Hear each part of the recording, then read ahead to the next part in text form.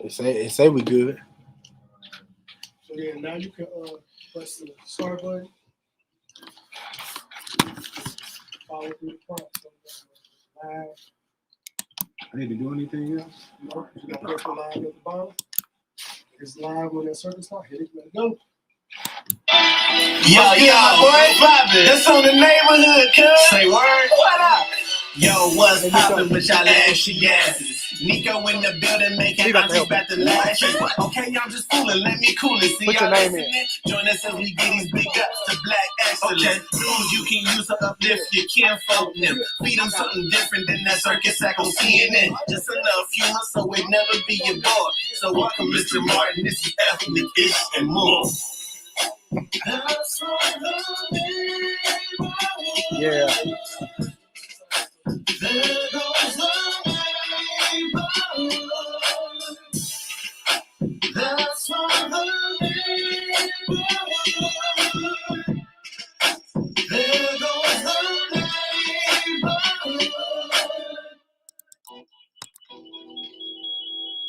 Turn your phone the other way down. Turn the volume all the way down. From the dungeon. And then mute your phone too.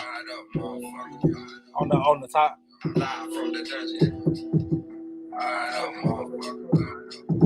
Here, let me see. Live from the dungeon. Hey, you see where it says mic? Live from the dungeon. It says mic. Tap it. I prefer no backwoods or Dutchess. When I put it in the hurt, it get real funky. When I put it in the hurt, it get real funky. I need this shit to take me high. I'm trying to feel something. You know nothing but that fire. I'm a real junkie. When I put it in the hurt, it get real funky. When I put it in the hurt, it get real funky. The situation getting crucial. Way more smoke than what you used to. 93 super, blowing like bazooka. The only way to do it when I do it to tell the truth, bro. I wake up, gotta do it. I be going with the roosters. I be getting high every day. I can't lie. The shit be coming out of nowhere like sci-fi. Swisher after swisher just be falling off the sky. This ain't just a high, it's more, it's a vibe. You niggas want my style, but it's more than a rhyme. This ain't just a sound, it's more, it's my mind. The real J of mine, no fuckboy, weak for side. Real east side, catch me coming down fine. Getting something clean behind, this was something fine. Like we're after dark, Mally, Mike in 99. On the come up, bad bitches on my line. This is what happened when that monkey on my mind. First my son did us wrong. Now we have to worry about some COVID in our home. And the punk police putting pistols till I don't. In the industry putting fuck niggas on. Yeah, I'm constantly getting blown. What else you wanna know? Yeah, I have to hustle like we back in 04. At least I'm not finessing, putting Nikes on the dope. Shit ain't been the best, but we ain't doing that no more. I'd rather take you high, cause for years we've been low. I'd rather smoke that high, I ain't fucking with no snow. Swishers get rolled, backwoods is a no. When I put it in the earth, it get real funky and it's hope. Live from the dungeon, hella buzzing, swishers. Okay. I prefer no backwoods or Dutchess. When I put it in the earth, it get real funky. When I put it in the earth, it get real funky. I need this shit to take me high, I'm trying to feel something. You know nothing but that fire, I'm a real junkie. When I put it in the earth, it get real funky. When I put it in the earth, it get real funky. When I put it in the earth, We doing the first two, right? it get real funky. Yeah. When I put it in the earth, it get real funky. Live from the dungeon. Fired up, motherfucker. Live from the dungeon. Fired up, motherfucker. Live from the dungeon.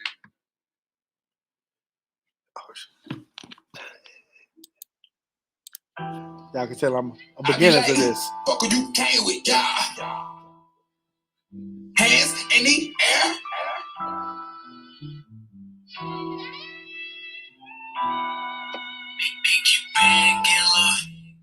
I rock them hot tops with my fit on. 5 shots on my block, I need to get home. Pop, lock and pop, pops, I need to get low. No cops to come stop, they like N.O. Gun smokers cut road in my window. Kids scream loud, connect to my earlobe.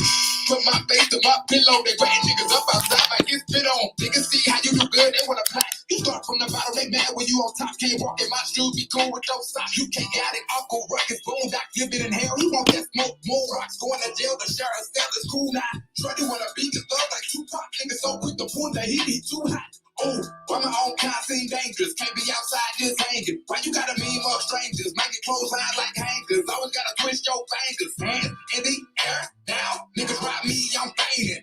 Hands in the air. Niggas try to roll on me, we banging. You can't get no ID, I'm nameless. Came from the start, so that mean I'm famous. People don't fuck shit, I hate that fragrance, yeah. I be like, fuck who you came with, yeah. I don't like that, you know I stay badges, yeah. Bitches show up with the cameras, and niggas show up with the cameras. Rock them hot tops with my fit on, 5 shots on my block. I need to get home, pop, lock your pop, pops. I need to get low. No cops to come stop, they like, gun smoke is Kurt rolled in my window. Kids scream loud, connect to my earlobe. Put my face to my pillow, they wetting niggas up, I'm stopped like get spit on.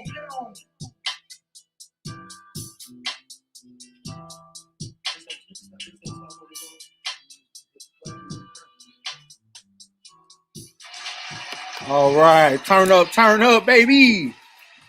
It's another episode of Ethnic Ish and More, episode 10 of season 2, Iota Founders Day. Man, shout out to my boy NicoThaGreat for turning the reins over to me, just letting me hold it down for my frat tonight, man. We back with this poster podcast for that ass. That means, rain, sleet, or snow, we in this hole. You know how that go. We in there. Hey, man, I'd like to thank all y'all ashy asses for tuning in. We going to have a little fun tonight. I'm going off that drink already. Got my big bro in the house. Hey, we about to have some fun tonight. Oh, yeah. Hey, man, shout out to my ADP, man, the brother who saw me while I was on the wall, Big Brother Buddha. I should do his greeting because I still remember it. Man, today is not only a glorious day that the Lord has made, obviously, but it is the Founders Day for Iota Phi Theta Fraternity Incorporated. As more bros pull up, shout out to the good young bros. They're going to be on the screen in a minute. Iota Phi Theta Fraternity Incorporated, founded September 19th, 1963 on the campus of Morgan State University. Yes, sir. Baltimore, Maryland. Shout out to the good bros. And it's a great day for me because obviously it's my 19th Iota-versary, man. So 7:08 a.m., 37 seconds, I crossed them burning sands as the ace of Iota ship hardcore. Hold on one second. Hey, bro, you have to get on. So first, before we really get started, got to thank our guest from last week, Shai Kaye. Great episode, man. Absolutely wonderful, beautiful sister. Really connected. Just that one episode with her, man, we literally got like 4 episodes lined up just because of her. So that's something big.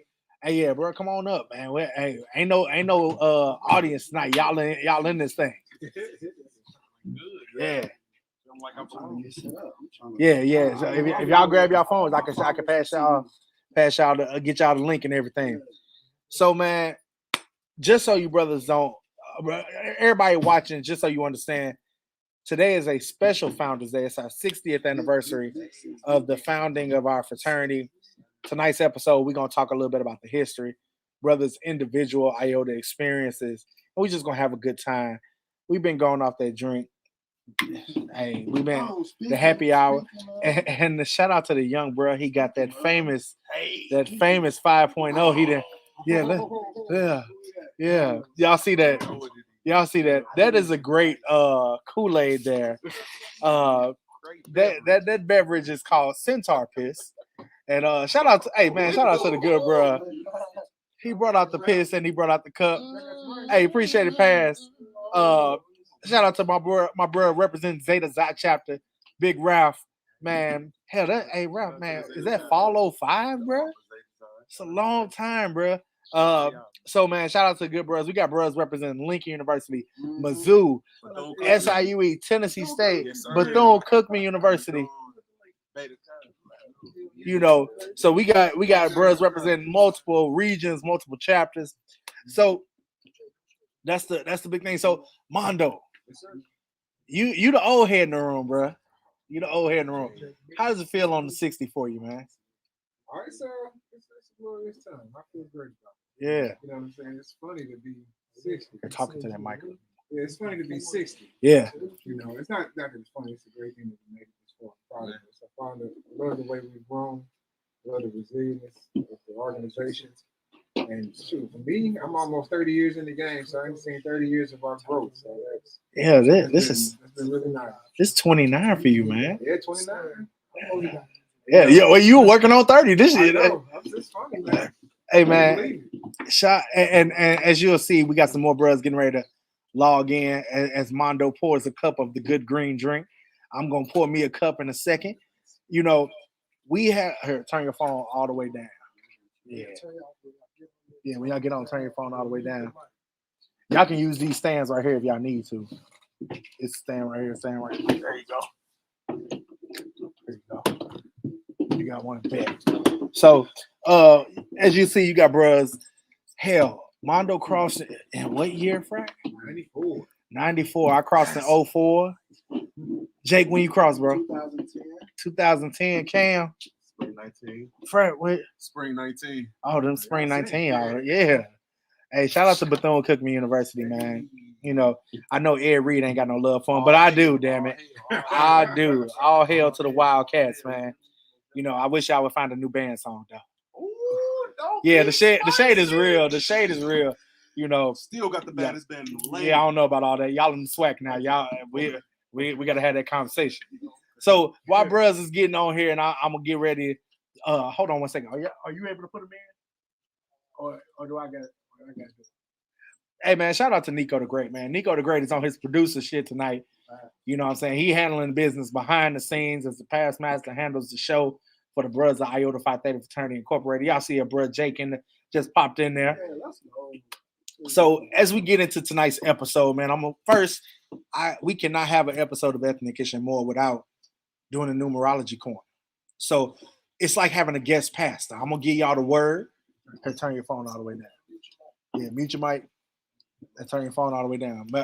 You want to say mute, mic muted? So it's like a guest pastor, you know. So I'm gonna give you the word, and actually, as Nico always says, y'all, somehow the numerology corner, no matter what week we do it, it always ends up having an effect and having a personal story to tonight's episode. So I'm gonna read it, and I want y'all to look at the eyes of the brothers in this show tonight as they hear this word and they hear some words that's gonna make them I ain't gonna say tingle on the inside, but close enough. So numerology corner, the number 10. The number 10 indicates the meaning of the number 10 serves as a cosmic nudge towards self-discovery and purpose. The numbers 1 and 0, when combined, offer a balanced perspective that merges action with stillness and ambition with spiritual wisdom. Number 10 also serves as a potent symbol in numerology. It carries a message of new beginnings, potential, and innate spiritual power. The divine sign embodies the essence of leadership, individuality, and creative potential. Man. Let me read it again read again because we got to get that collection plate passed in a minute. The number 10 indicates the meaning of the number 10 serves as a cosmic nudge towards self-discovery and purpose. The numbers 1 and 0, when combined, offer a balanced perspective that merges action with stillness and ambition with spiritual wisdom. Mm-hmm. Number 10 also serves as a potent symbol in numerology. It carries a message of new beginnings, potential, and innate spiritual power. This divine sign embodies the essence of leadership, individuality, and creative potential. Man, individuality. Yeah, I think that's probably the biggest word that unites every brother at this table. You know, whether you realize it or not, Iota Phi Theta has focused its entire fraternal existence on individuality. So we have had the blessing of our founders to focus on being who we are as men first, and men of color, and being able to say, you know what, who you are is welcome in Iota, and we don't need to change who you are to be Iotas. And so, man, first of all, bro, please. 'cause I peeped you at the happy hour. He keeps showing. Hey, so you might I as well. peeped you at the happy hour. Show the viewers, bro. What he got? What he got? I'm gonna call that boy Big Shield. You hear me? Big Shield. You know what I'm saying? From the Beta Chi. Is that Beta Xi chapter? Beta Chi. Excuse me. Beta Xi. Or no, it's Beta Chi. Bad boys in the bad. Man, hey, shout out to Florida, bros. You know, hey, I was hanging with some FAMU over the weekend, man. Hey, I gotta give them some respect, man. They were the wholesome bros, as they say. They weren't the out Qs, like, you know. They were the wholesome bros, and they definitely made my birthday a great experience, man. For those watching on Ethnic and more, I celebrated my birthday this past weekend in Washington D.C. It was a major turn up. Shout out to my Neo, bro, Brian Simpkins, man. Theta chapter, spring 23. 20, was it 23? Yeah, spring 23. Shout out to Brian, man. Solo reactivated Theta chapter at University of District Columbia. Got all love for that, bro. That bro hit me up multiple times and I was knocked out, bro. That's what happens when you go to brunch early on a Sunday. You know, I'm not a brunch person, so I wasn't ready for the way it shut my body down, right? And so, you know, I went home and bro was calling me. Bro pulled up to the hotel. I was still knocked out. When I finally woke up, he was like, man, I'm 4 exits away. And I was like, damn, bro, I'll have to catch you next time. He said, nah, big bro, I'm coming back. And bro got off the train, came back, and we had a chance to chop it up. So, man, before we get into the real Iota experience, I got a couple random topics because, you know, that's an ethnic issue more episode if we got to have a random topics. Okay. What you got? So, first of all, brothers, I ain't even do that. Man, introduce yourselves. We got to give credence to deference. Yeah, we got to give credence to difference. So, oldest first. Can somebody pour me a drink? Yeah, Appreciate gotta it. give credence to deference. Gotta get. Hey, wait, look, y'all see how I just played that deference card? If you don't know what deference means, that means respect to the older bros. Oh, this man is spilling the piss. Oh, Lord. No way. Go ahead, bro. Let me introduce myself real quick. My name is Armando. I crossed back in spring of 1994. Spring of 1994 at the University of Illinois State, not Mizzou, even though I'm a Mizzou fan. Before the Alpha chapter came in of Iota ship rough water. Or we say RW. Me and the shipman. But my line name is Buddha, because I am the God of enlightenment. You know, I try to enlighten the world with Iota and all the gifts that it has. So that's me right there. A little much here. Hey, Jake. Yeah. It would. Yeah. Hey, Mondo is one of those brothers that's had the same greeting for 30 years. And no rap song. Yeah. It's a straight. It ain't even a rap song. It's just straight. It went off in my head. Yeah. So no matter when you cross, I crossed 6 years before you, Jake. Yep. I crossed 6 years before Jake, and the greeting's still the same. So I'm 19 years in today, and I still know the greeting like the back of my hand. Hey, don't be funny. I know my thing. I know my thing is Yeah. You know what? I don't remember Yusuf's greeting because it was so long. You know, and majority of the time he told us to shut up halfway through it, so he'd be like, "Stop." I'm going to time to my game. Okay. Big brother,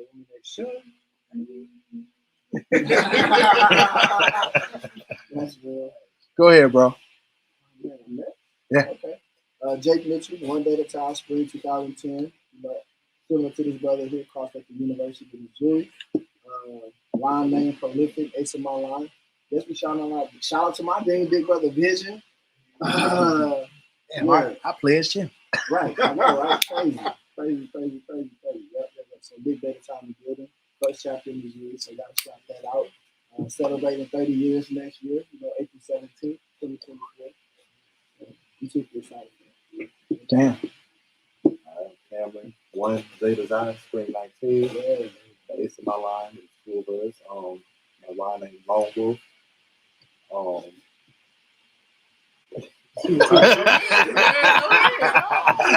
I'm just saying, bro. Don't get me started, man. Please don't. All right. The Armors are designed ship at the University of Missouri, Yeah, March 24th, 2006. I remember where I was. Both dates. Go ahead, bro. How y'all doing? My name is DeMarcus Butler from the Brutal Bad Boys of the Badass Beta Chi chapter of Iota Theta. Okay. Yeah. Me. Come from the Gulf Coast region, you hear me? First chapter in Florida. You hear me? On me. Spring 19. I am also the ace of my line. Oh yeah, a lot of ace love. I love it. Gotta speak first. But my line name is Luke Cage. Worked hard for this biz. Iota has changed me for so much of the better. I had the honor and gift of resurrecting Iota for my school, for my campus. So just really being able to dive deep into, a new experience with me that was foreign to me almost, you hear me? But finding brothers that have brought me in and made me love it just as much as they do. So. And shout out to my dean, you hear me? Alpha Justice, Will, love you. Shout out to the sister Indy Red. Love you, man. Tell the kids I said, hey, that's my sis right there. So, I have a distinct privilege of being a member of Iota Phi Theta Fraternity Incorporated. I crossed September 19, 2004, 7:08 a.m., 37 seconds on the 41st Founders Day. I have so many chapters that participated in my crossing, from the dynamic Delta Beta chapter at Tennessee State University to the nasty Alpha Beta chapter at SIU Edwardsville, to the Men of Mu Omega chapter, the St. Louis Alumni Colony, which later became Alpha Tau Omega chapter. I serve as a charter member of that chapter. I am the ace of my line. I have multiple names over the years. The first name given was TKO. And then after that was Get on My Level. All my brothers know Big Brother Get on My Level. And in my later years, I have become Lord Windu. And that is because I am both Sith and Jedi. It just depends on the day. It depends on the day and whether you have the right sunflower seeds when you come see me. So, man, one of the biggest things, man, so we're going to get into the Iota experience shortly, but we're going to talk about these random topics, man. First, brothers, Colorado. Do you believe? Y'all believe in Dion and what he's doing? Okay. Give me some more, man. Tell me why you believe, man. I love my HBCUs. I truly do. Nothing. And make sure y'all talking to the mic. My bad. I love my HBCUs. Nothing to talk down about them. You hear me? But I feel like if we really wanted Dion to stay, we should have stepped to stand, knowing exactly what he was and what he stood for. But to speak on the football aspect of it, this man is truly doing something like that. To truly hone in on a team that had a striking team. I mean, truly deficit of all. You get what I mean? And to come back and within a season, have a winning mentality, a winning motion, players that are driven and ready to go. They ain't seen that in Colorado. Yeah. I'm gonna ask Mondo, because I'm gonna tell you right now, Mondo is not only a member of Iota, but this is the ball coach right here. You know what I'm saying? My man got, how many state titles you got, coach? You got 2 Illinois state championships as a member of the staff at East St. Louis Senior High School. Shout out to the Flyers. First of all, you got to shout out to Miles. Shout out to our nephew, our brother, Miles McVeigh, out there big timing as he is Roll Tide down at the University of Alabama. But I know you Alabama through and through now. But what's your thoughts on Coach Prime? You know what? You have to ask the question of what you mean by belief. Like, do I believe in Dion? Yes. You know what I'm saying? I believe that he has a vision. I believe him as a person, he's a great character. I had the opportunity to meet Dion when I was recruiting trail. We hung out, talked, did stuff like that when we went down to Jackson State. And I believe in Dion the whole 100%. You know. Now, you ask me, do I believe that the Colorado Buffaloes should win the national championship? No, I don't believe that at this moment. I think he's building a great program and getting there, but it's not going to be overnight. Yeah, I don't think that. But does he have the game plan set and the vision to make it happen? Oh yeah, most definitely. So with him being 3-0 right now, are you shocked to see that? No, not for who they play. Yeah. Well, it depends. Like, you have to understand what Dion did. Dion didn't come in to Colorado, took the raggedy players that was there, and said, "We finna go out here and win. I want you to believe." Right. Dion was like, "No, you ain't the kind of person that's ready to work hard, that's ready to fight, that's gonna be a dog. I don't need you here, and I'm gonna replace you or get other players who want to be here, who want to do that, who want to work hard, who want to grind." Yeah. So I think he had over like 40, between 40 and 50 new people that joined the team. Yeah. You know Yeah, I think he has the most turnover when it comes to the amount of bros or amount of people that switch. But there were multiple. Like I know there was like Texas, is it Texas State? They had like 40 something, You know what? and they beat Baylor with them. I'll tell you what's crazy. People don't even trip off of the fact that the team that just played Alabama, which is USL, had like 45. Right. You know, they thinking it's the same team that lost, you know, has one win, but it's not the same kind of team. So when you're able to bring in your kind of guys that work hard, you have a good staff. Oh yeah, the teams that he played, I can see that. Yeah. Now the question becomes when he plays like the USC, he got Oregon this week. You know what I'm saying? He plays Utah. If you play any of those, I want to see how that plays out. You know what I'm saying? That's gonna be the true test. Yeah, Travis Hunter is out for 3 to 4 weeks. Lacerated liver. Was that targeting? No, I wasn't targeting. I just think it was a cheap hit. You know what I'm saying? He just got a little licky and they was talking noise. Yeah. Believe me, y'all do not see half the dirty shit that happens on the football field from what you see on TV. You know what I'm saying? It's like it's grimy stuff happening all over. You should see what they do in the pile. How they talk to each other. Yeah. It's nasty in there. It ain't as nice as y'all think it is. You know what I'm saying? So shit balls over, and I got opportunity because you talking shit to me and knock you the fuck out. I'm hit you. I'm sorry. It's just how it works. I play ball. They said pull your mic closer a little bit. And I'm the nicest guy in the world. But I'm not the nicest guy, but I'm very sensible. But there's still a principle of the game that we play. I don't think it was dirty. I don't think we should have did it. I think it's a penalty, yes. But, you know, if he would have hopped up and it just would have been a 15-yard penalty, no one would be talking about it. Right. Y'all been happy. Y'all dumbass hit him, huh? Nah, we got 15 more yards. That's why y'all lost the game because y'all made it close to the end zone. Yeah. But because he had the injury, then it kind of changes it a little bit. When you come back, it got you turning your phone sideways. So, you know, here's the thing.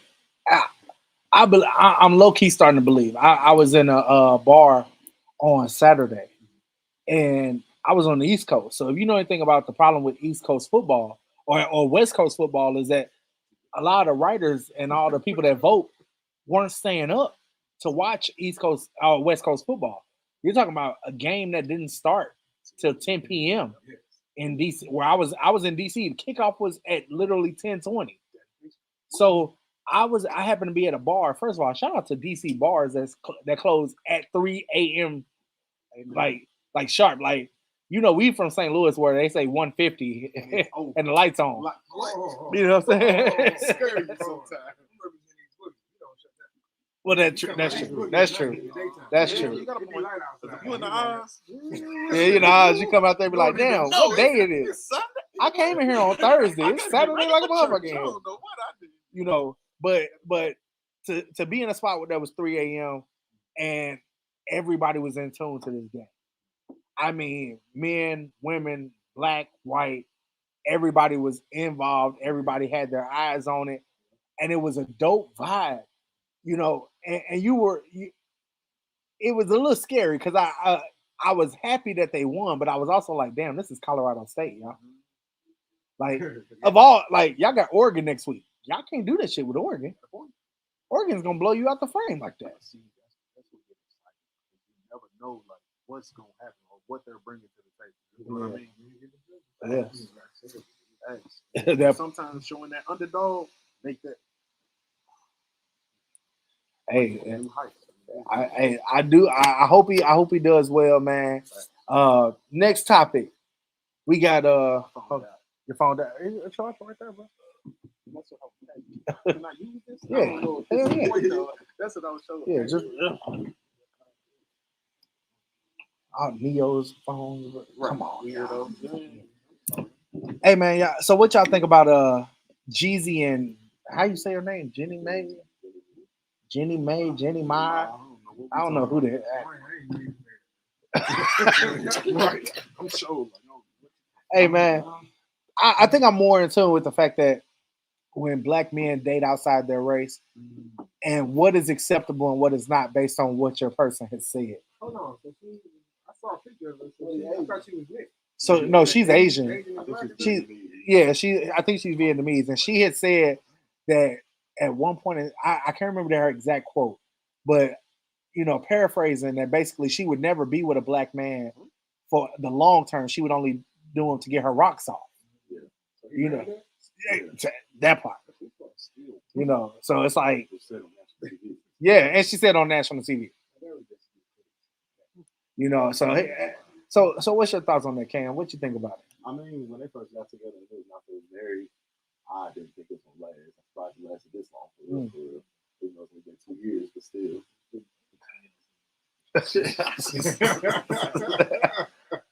So I mean, I'm not surprised, but Thought it happened a lot sooner. Yeah, but here's my thing. It's like Jeezy, Snowman. Snow Bunny. Yeah, he definitely got him a snow bunny, and now he's gonna be iceberg. My boy got frostbite. That.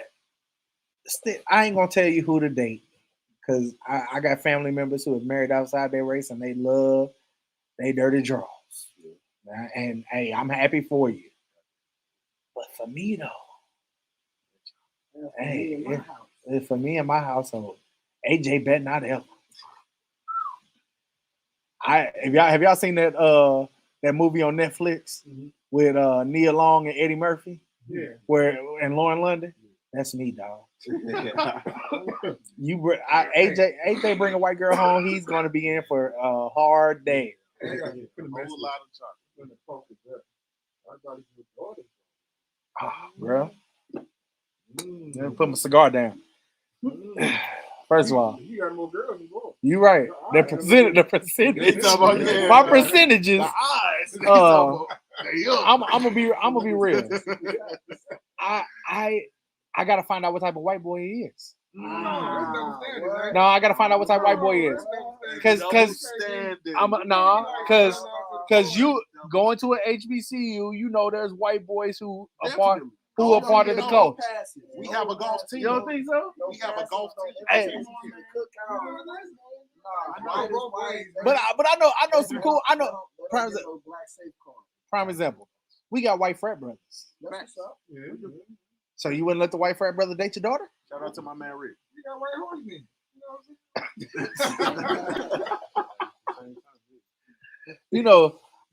I'm gonna be honest. If my daughter came home, I think here's my list. I want them to date who they want to date, but if he white, we gonna have a problem. There's never gonna be a safe day. It's never gonna be a safe anniversary or never a safe. I'm gonna say something ignorant. I'm gonna say something. I'm gonna embarrass the fuck out of you on purpose. Every time you bring him to Thanksgiving dinner, he better eat all of the sweet potato pie that I put on his plate. He better eat. As a matter of fact, I'm gonna put chitlins on his plate, and he better eat that shit with no hot sauce. You know what I'm saying? No hot sauce. Hey, no hot sauce. Like that gotta be seasoned. I'm gonna tell you right now. I got a question. What if he say I only eat certain people chitlins? Because you gotta eat these. You gotta eat these. You ain't got no choice. Show me a picture. I gotta see them. Right. Because I've never seen a white person that say that they eat chips. I've never seen a white person say they eat chitlins. I know that. I know what they do eat. Because I don't. That part. Hey, you know what I've seen white people eat? Green bean casserole. I've never They had love a it. casserole. Hold the shit out of everything. Hey, But I do want to speak towards that the whole my thoughts towards like the interracial dating. Yeah. Why I'm like, because for me, I think it is the reality that is your phone low on battery? No, it's good. It's just, set up operation. I thought I had something going good. Oh, you good. You good right there. All right, perfect. But no, my thoughts, man, and this is just being honest and real, right? When it comes down to it, the reality of the situation for me is this. God forbid, speaking hypothetical, but God forbid a situation pop off, right? Let's say a mass division of the races. Yeah. That may, how can I put this without getting flagged by the government type shit? But there may be a violent nature, right? They done showed us something with the January 6th, insurrection, right? They done showed us how bold they are in the nature of how violent they can potentially get, right? In the defense of their thoughts and mentality. So my thoughts is that my major concern is that when you date outside your race, and all kinfolk ain't skinfolk. Facts. But there's a higher probability of you running into somebody that's on code, a sister or a brother that's on code, right? But the reality of it is the situation popped off, right? And not even to that just magnitude of like a mass event between the division of the races. But let's say you go with your shorty, right? She white, you got your little white shorty. Yeah. Right? Oh, babe, we're going to the family reunion down in Alabama. Oh. Yeah. You pimp down to the family reunion in Alabama or whatever. Who's that nigga? Who is that nigga? Right, we in Montgomery, Alabama, Montgomery Ball. You know it's coming. I told you about Susie. She always go for the niggas. Dad, uncle, right? And they calling you the N-word and looking at your funny type situation. You got the brother who think he cool, so he call you nigga on Friday. Oh, this is my nigga. Nah, fam, we're not. I'm not even now I'm fighting the whole family. I got the chair in my hand, whack-a-mole and grandma like. Grandma? You gotta do grandma? Secret weapon out the chair. Hey, facts. Niece run up, she get the buka. 2-piece. Or the reverse of that, you invite them to the family reunion. Yeah. And then you gotta explain the electric slide. Mm. You gotta. When they hop in the come on, man. we strolling. Yeah. Why is she doing all of that? And you gotta explain strolling. Yeah. You gotta explain all those cultural nuances and sometimes even defend them. It's funny. It's funny. Have you ever been especially being in the frat? Have you had to explain the culture side of the frat to like friends and family? Like you take your cousin to the frat party with you, and they trying to hop in the stroll line and shit. Get over here. Yeah. Stuff like that. Yeah. He ain't hopping to the stroll line, but this is actually my first week was out here. I invited my cousin to the party that they have the food. Yeah. And I remember that. It was great.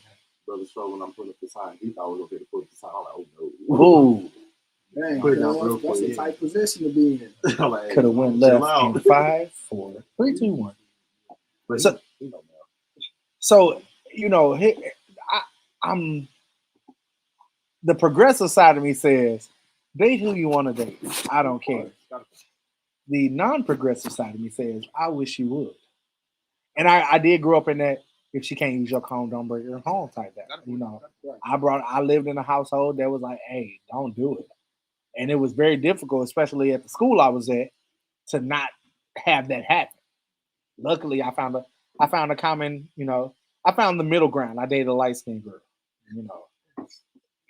it's kind of in the middle, right? She, but that started, Still quick, Steve. Still, we don't think about it like from their perspective of the interracial couple. It's not easy. Yeah. So for them to take that step to say, I just love this person and I want to be with them no matter what, that takes a lot because it's hard for both of them. Everybody. It's funny because you can walk down the street looking at black people like and anybody else out there. Everybody gonna look at you crazy. To they always are constantly having defense. You know, so it's I think that defense that they have to go through against the world kind of makes them tired of it. Yeah. You know, and I think about kids like they, you know, generation kids, they have a really hard time. You know what I'm saying? And we don't even think about their struggle that they go through, just trying to figure out both sides, fitting in, the judgment. It's tough for them. So I guess the easy road would be, I'm just gonna stay over here. You know, but sometimes God doesn't, make it that easy for who you fall in love with. Yeah. You know, Yeah. so sometimes you just gotta, you just say, fuck it, it's just me and you, Mr. Williams. You know, so I can't say I'm for it or against it. You know, I grew up in an Islamic household, so our views are a little bit different somewhat.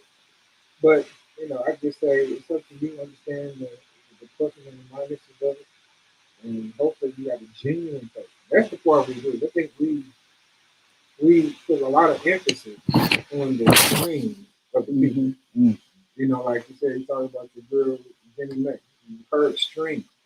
You know, you talk about our extreme. You know, our old grandma or grandpa who still don't go on the south side of St. Louis. They don't cross Denver. They don't cross the 44 south. Mm-hmm. They don't go over there. You know what I'm saying? You know, my people were in East St. Louis. A lot of folks, they don't cross that bridge. You don't come across. You know what I'm saying? So it's just like I said, it's a tough situation for them. So I just say if you're gonna love somebody, you got to be real with it. You got to choose wisely and be willing to take what is good. Man, y'all heard that? Words from the wise Buddha. That's the reason we call him that. Because when we was all pledging, that's how he sounded when he was giving us information. Is that no lie, huh? Last one, man. Last random topic before we get to this what we really came here for tonight. Did y'all see the Alabama band director get tased? No.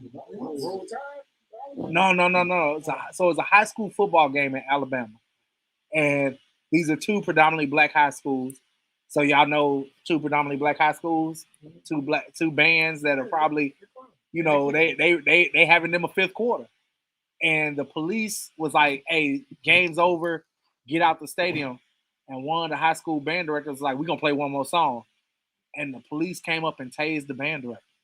Use this one. Use this one. And so they tased them and arrested them, and pop the top on. And so, are we getting to a point where we over policed? Exactly. He was trying to show us authority. And I ain't even gonna try to be funny and say, ain't even in Alabama too. But what was my question? Because if we talk about black and white, was it a white guy or was it a black guy? From what I saw, it was all black cops. That goes back to that's the person from the neighborhood. I ain't like your punk ass back in the day. I'm gonna stop this music right now. You ain't even let me be in the band. I played goddamn cymbals and tambourine. That's the attitude, though. I ain't gonna lie. I probably would change his ass too. I said, hey man, it's time for y'all to bounce up. Y'all did good. You like, nigga, fuck you. I'm gonna play this motherfucking song. Oh, straight, fuck me. I got you. I got you. Yeah. I got you. Oh, okay. Oh shit. Nothing like this. Just feel like this testosterone got the. I'm having the problems Nico be having over here. So, man, we're gonna go ahead. We're gonna take a quick music break. When we come back from the music break, we're gonna get into this Iota interview, man. It's episode 10, Ethnic Ishimor, season 2, Iota Founders Day. Lay.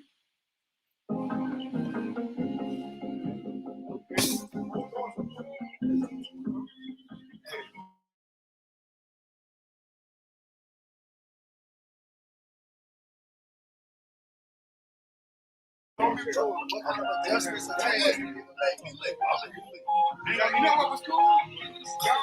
Oh, yeah, this shit's lengthy. He's toasted in the world. Nigga play gon' die, that's on me. I don't fuck with nobody. Hey, so you know that I'm good, man. Y'all was swearing about this. Y'all see, I'm in the street. Yeah, but don't real. Okay, when I first had it, I was like, it's normal. It's like, It's simple sauce. They ain't more to it. Raised. That's normal. You know what I mean? I ain't never had a box of rice. I had a same box. Don't make me blow your mind. I'm like, chill, like, check it. You know what I mean?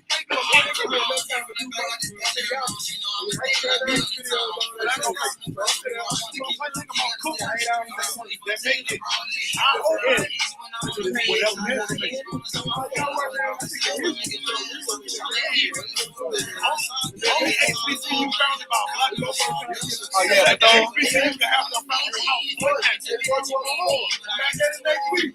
HBCU to be made out of a land feed. Mr. CJ Rockefeller sold him a landfill my images for a school. One of our ambassadors, right there.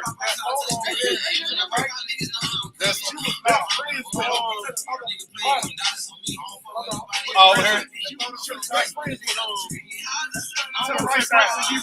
it was one of the Franklin and Teddy. Best friends though. He came and stayed in her house. Like, now it's a national landmark. Nobody can tear it down, take it away. You hear me? You already know. I'm telling you. I can take a tour and everything. I'm telling you.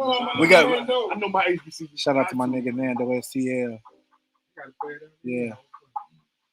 This is my jam. October 11th, homecoming. That's gonna be shit. Got it. It's a movie. And shout out to Big Brother Chestnut. I'm telling you, my man is really Brian Chestnut. you already know. Try to remember Edward Waters here. Nice like Top if you were together one of these days, I'm gonna get it. It's dark. Waiting to check it. Just watch it. Wait up. Even though I know everybody got I rich, got the key like F sharp. I'm telling you, this Bethune No, is you so ain't much about action. What I need. told you I love you, girl. I meant it. And the first thing that made me respect it when I got there, the people that I met was like, you know what street that is? We on Cloud Street, which is a part of our name. I'm like, no, boss, I'm telling them I'm a freshman. I know it. They was like, yeah, you need to know it. Like, yeah, let's share the cloud with us. That's the founder of our school. That's what made us. And I'm sitting there like, okay, man, you heard me. I really better know my history. That's all I feel about language. I got 1866 tatted on I'll tell Lincoln small, bro, but I love that motherfucker. Because that's just the people I met. Exactly. I still rock with niggas. I'm gonna get it. They changed my life up. When I'm coming on tour, not just a different canyon, but a different state. I know how people act, how people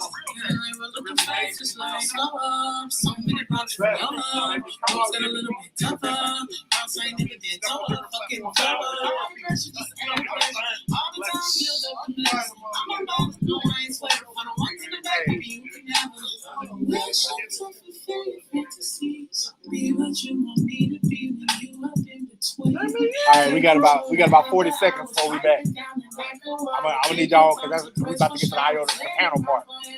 Is your phone charged up?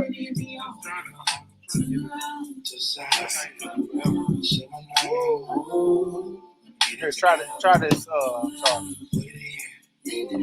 Tell me when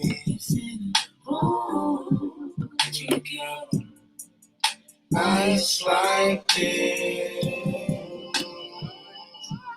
All right, we getting ready to come back in, y'all. One of these days. You on camera? You on camera? All right, we back. Episode 10, Ethnic-ish and more.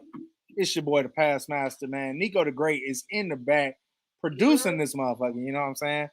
We here September 19th, 2023, the 60th anniversary of Iota Phi Theta Fraternity Incorporated. Man, this episode is something that is near and dear to my heart. As y'all can see, this Iota Phi Theta right here. I got good bros in the studio who we have all had the pleasure and privilege to be brought to the light of Iota. And We're gonna ask some questions tonight. We're gonna talk about the Iota experience, and I'm gonna be real. Y'all know this ethnic-ish and more. We pop our shit here. We talk about the real shit. Iota Phi Theta had each one of these brothers has been in a situation where they the only one there. They each one of these brothers has been in a situation where somebody hit them with the stupid ass. You're the first one I met. You know, and being real, Iota's the road less traveled. But I can honestly say for every brother in this room, their Iota resume involves shit that will go down in history. Whether that was chartering chapters, whether that was being the first to not only bring it to their campus, but even bringing it to another campus, reactivating chapters, keeping chapters from going defunct. Though that's the type of brothers you got in this room, and when you do that, you're on a campus and people are looking at you left and right, and you get a lot of love, but you also get a lot of fake ass love. You know what I'm saying? You know what I'm saying? You get a lot of fake ass love. You get Greeks who will smile at you, yeah, that's the homeboy, and then man, them weak ass, you know what I'm saying? And not realize, I my mindset this year, brothers, is something that I heard years ago. The fear of a real black friend. Mm-hmm. And I that mantra has been stuck in my head these last couple months. Because no offense to the other members of the D9, but that essence of who we are, that black pride that we share as brothers, and that being able to say we were founded in probably the most tumultuous time. You know what I'm saying? For those that don't know, Iota Phi Theta was founded in September of 1963. Mm-hmm. There was quite a few things that happened that summer. June of 1963, Medgar Evers was murdered. Mm-hmm. Then you had April of, not April, you had August of 1963. The I Have a Dream speech along with the March on Washington. September 15th, 4 days before our founders sat on the steps of Edward P. Hurt Gymnasium, 4 little girls was killed in a church bombing in Birmingham, Alabama. And those 12 founders, you know, and I'm going to give reverence to them because it's our episode, damn it, it's our show. Mm. Those most honorable founding fathers, Albert Hicks, Lonnie Stewart Jr., Charles Briscoe, Frank Coakley, John Slade, Baron Willis, Webster Lewis, Charles Brown, Lewis Hudnall, Charles Gregory, Elias Wilson Jr., and Michael Williams. Those 12 brothers sat on the steps and said, we're going to do something a little different. Mm-hmm. Mm-hmm. And through their vision, 60 years later, thousands of brothers, thousands. I'm not going to give the number that the national website give because I don't care. I don't care if it's 5,000, 30,000, 100,000. It's what we love. It's what we signed up for. So I'm gonna ask each. It's crazy. In the beginning of the show, we actually end up answering number 1. So I'm gonna go straight to number 2. Brothers, what made you choose Iota over the other fraternities? So I'm gonna just randomly go. So I'm gonna start with DeMarcus, man. What made you choose Iota over the other 4 frats? I just want to first start off by saying shout out to the Divine Knowledge, and with but they weren't Iota. Iota was really eye-opening to me. Really being that, well, I resurrected Iota on my feet. So being that I seen every other Greek had, their demeanor, the way they acted, the way they portrayed themselves as Greek, I felt it could be better. Just to be real, and having the opportunity to have Iotas in my corner and being able to speak to them personally about what they experienced and how they came along, it was already a breath of fresh air. Mm. So I really just tuned in, started to focus upon what could I do with Iota, or what could I do with Iota as a collective that'll bring a new life to my campus, or show them a different type of grief. I felt like everything was just falling in the same category: party, party, party. You know, play, play, play, fashion, fashion, fashion. Pretty much. I wanted to bring a different standpoint to where Iota was, or a different standpoint to where on my campus where grief was looked at as educated. Still a person that motivated the masses, but yet still knew how to get down with time. And once I started to learn about Iota, not to say, you know, that's truly what we're all about, but yet, yeah, a collective of different men coming together, being on a campus that were truly individuals, but yet respecting each his own, knowing that one can build off another, making each other great. And as I proceeded to, you know, go on my journey with Iota, and as I learned more about the fraternity, it felt like home. Going to a university where I was 14 hours away from my previous home, knowing that a lot of my founders came far and wide from their university. It was just really like Cinderella fitting the shoe. It felt like I was where I needed to be. So once I got done with them burning sands real deal, I knew that my work could be true, where I could, you know, show people the love of Iota and how much that we just truly embrace who you are fully. Just knowing that your individuality will strengthen our collective. Man, well, first, before I go to the next part, Timo just told me that the band director who got tased was Frat. Yeah, Timo, I need you to. Timo, I need to know. Timo, I need to know. I need you to do your CNN research, bro. I need you to let me know. I need you to let me know, Timo. You know. Oh, I got something. I'll bring it up later. Hey, Mondo, as the elder bro in the room, man. What made you choose Iota? Because when you pledged, Iota was different compared to when the rest of us pledged. Yeah, it was much different back then. It was, you know, like for instance, it was almost 30 years ago. So we're talking about we was only at that time 31 years old. Now, the cool thing about me is that I was the first generation college student. So I didn't have a lot of that influence of my uncle was this, or my cousins was this. You know, I just rolled up in school trying to figure school out. But I did know I wanted to be a part. You know, I wanted to take part in what everything school had to offer. And so that kind of gave me the ability just to see everybody from a neutral standpoint. Now, at the University of Missouri, we didn't have, you know, Iotas there. Now, they were at Eversville, you know, that goes on to 100 miles away, maybe 100 miles away. So we didn't have any Iotas in Missouri. You know, at that time, we were not part of Panhandle, so it wasn't like we was, you know, at least there was no D9 yet. Yeah, it was just the Elite Eight. It was the Elite Eight.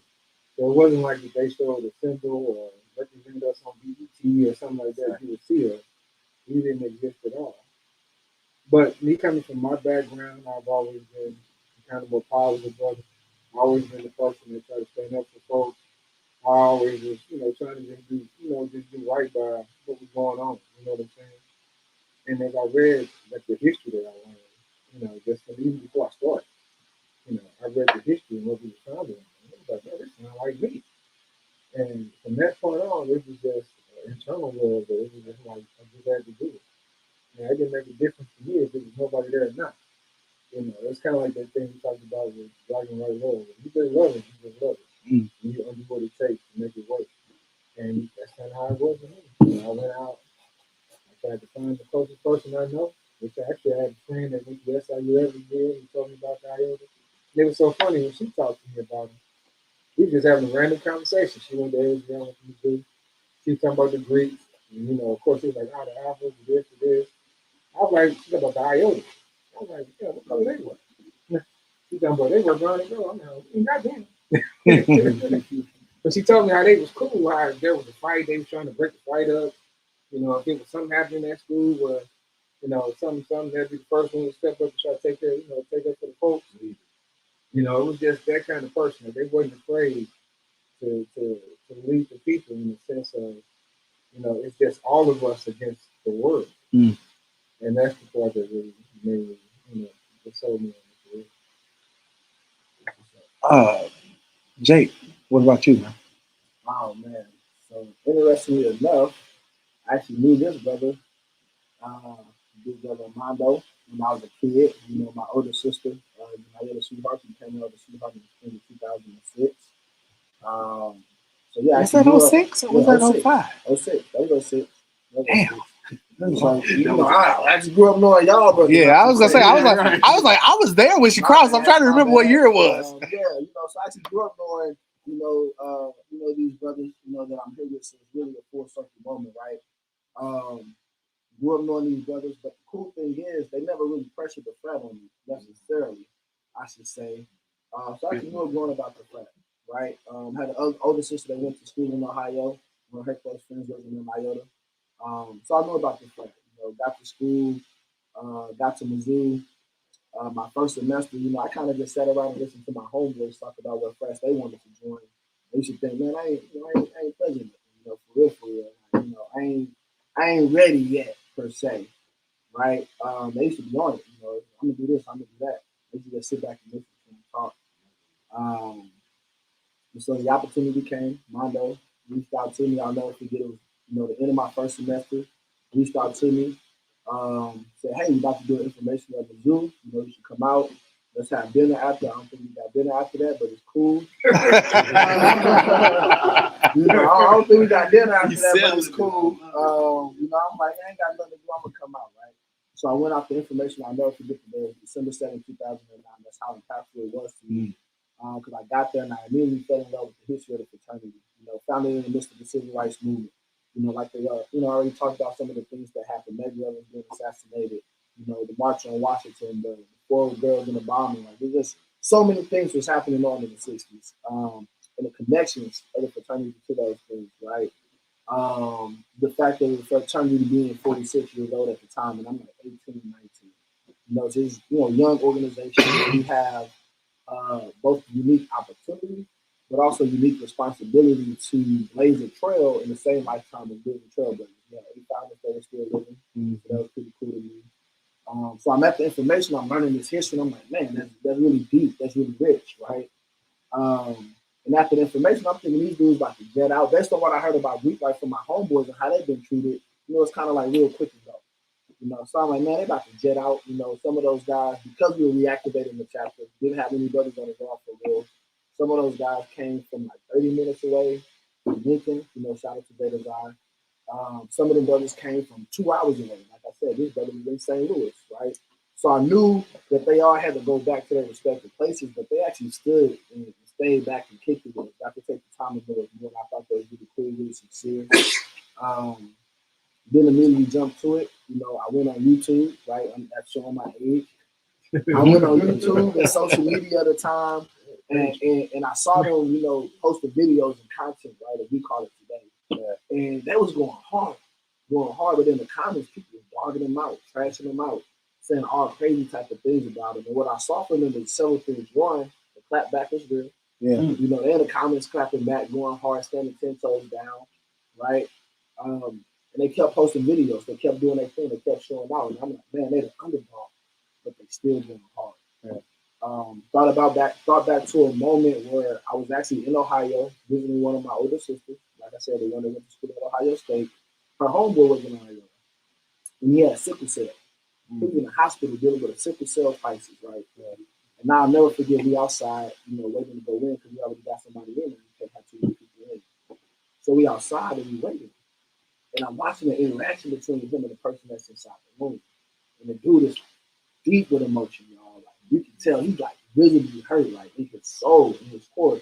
And I never really got the opportunity to witness interaction like that between black men. And it stood out to me so much to the point that I had to ask my sister, why does he care so much? Like, that's deep to me. Like I've never seen that relationship before where a black man is that hurt, that deeply impacted by the pain and the conditions of this other man to the point I just had to ask her, why does he care so much? So she explained to me that Tony was an Iota just like Mondo. So that drew the connection. I'm like, okay. And she explained to me that the dude was his line brother. I'm like, all right. So I drew that connection. So fast forward to me being in the dude, went to the informational, ran into one of the guys that, went to the informational girl. We kind of had a conversation of like, if you do it, I'll do it. So I'm like, cool, I'll have a line brother. So with the Tony, I had a connection to somebody that will have my back in that same way. And we jumped into it, and the rest is history. Got an opportunity to reactivate our chapter, like I said, a very historic chapter for, the state of Missouri, the first chapter in the state. So that really stood out to me, a unique opportunity to go forth and actually represent, set the tone, and get the framework of what our chapter would look like. And then, that connection of having that connection with these brothers that I knew growing up was like, man, I'm directly or indirectly coming into a legacy. Because again, I knew these brothers growing up. I knew what they stood for. I knew what the expectations was. Like I said, they ain't fresh with me, but hey, conversations. You knew better. You knew better. So when I got that Facebook message. Had he come home something else, it would have been like, what? For real? I would have had some trouble. Shout out to the bro Jordan. Yeah, I would have had Hey some man, Tweezy, what up, bro? Hey man, Brian Simpkins, who Neo up in DC, man, he tuning in, man. Shout out to that, bro. Yeah, what's up, young bro? Before I do mine, Cam, give me yours, man. All right, so Well, hey, don't tell the same story twice, man. So keep it short.